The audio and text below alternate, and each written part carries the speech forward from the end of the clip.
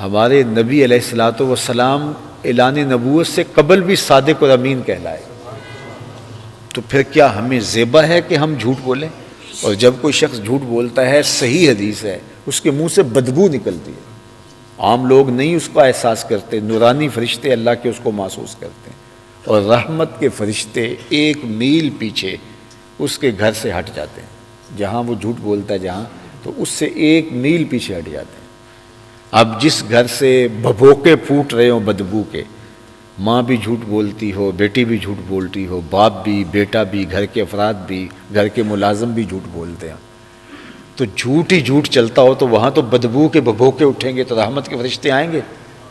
کبھی بھی نہیں آئیں گے۔ تو پھر رزق ہونے کے باوجود برکت نہیں ہوگی، افراد خانہ کے اندر جو ہے وہ باہمی محبت نہیں ہوگی، لڑائیاں، الجھاؤ، کیا کچھ ہوگا۔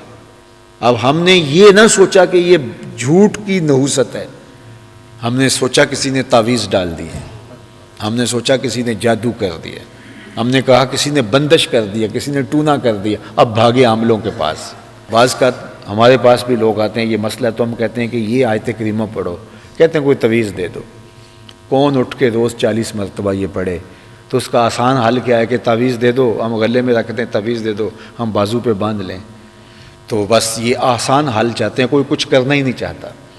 تو جب کوئی اتنا بھی نہیں کرنا چاہتا ہے تو اس کو کہا جائے کہ میاں تیرے گھر کی نحوست، تیرے گھر کے اندر جو بے برکتی، باہمی الجھاؤ، افراد کا ایک دوسرے سے دور رہنا، یہ جادو کی وجہ سے نہیں، بندش کی وجہ سے نہیں، ٹونے کی وجہ سے نہیں، تعویذات کی وجہ سے نہیں، تمہارے منہ سے پھوٹتے ہوئے جھوٹ کی وجہ سے ہے۔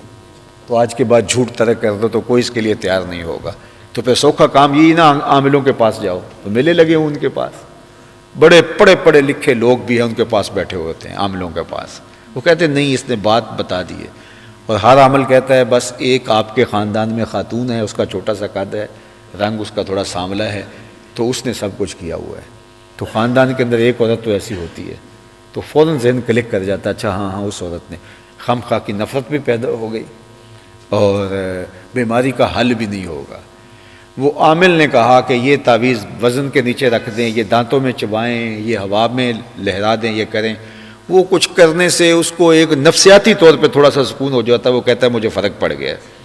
کوئی فرق نہیں پڑتا، پھر 4 دن کے بعد وہی ہوتا ہے، اس لیے کہ بیماری کا علاج نہیں کیا، بیماری وہ تھی نہیں، تشخیص صحیح نہیں ہوئی۔ تشخیص کیا ہے؟ اللہ کے محبوب نے فرمایا جب کوئی جھوٹ بولتا ہے رحمت کے فرشتے 1 میل پیچھے ہٹ جاتے ہیں۔ اب سویر سے لے کر جھوٹ جھوٹ جھوٹ جھوٹ، دکان پہ جھوٹ، فیکٹری میں جھوٹ، گھر میں جھوٹ۔ اب جھوٹ کا جب کاروبار ہوگا تو برکت قریب نہیں آ سکتی، سکون طمانینت کا سوچیں بھی نہ۔ تو بچنے کا راستہ کیا ہے؟ سچائی۔ میرے رب نے کہا یا ایھا الذین آمنوا اتقوا اللہ وقولوا قولا سدیدا، اے ایمان والو تم سیدھی سیدھی بات کرنا شروع کر دو، تم سچ بولنا شروع کر دو، پھر کیا ہوگا؟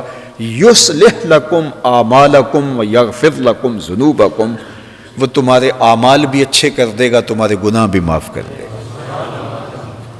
تمہارا صرف اتنا کام ہے کہ تم سچ بولو، تمہارے عمل بھی ٹھیک۔ ایک شخص حضور کی خدمت میں حاضر ہوا اور اس نے ایمان قبول کرنے کے بعد کہا کہ مجھے چوری کی لت بھی ہے، بدکاری کی اور جھوٹ کی بھی، اور میں یہ ساری چیزیں نہیں چھوڑ سکتا۔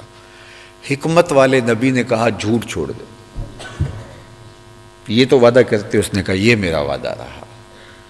اب جب وہ واپس گیا، چوری کے لیے جی چاہا، چلنے لگا تو خیال آیا کہ اگر حضور نے پوچھ لیا تو یہ تو طے ہے کہ میں حضور سے جھوٹ نہیں بولنا، تو اب کیسے بتاؤں گا کہ میں نے چوری کی ہے؟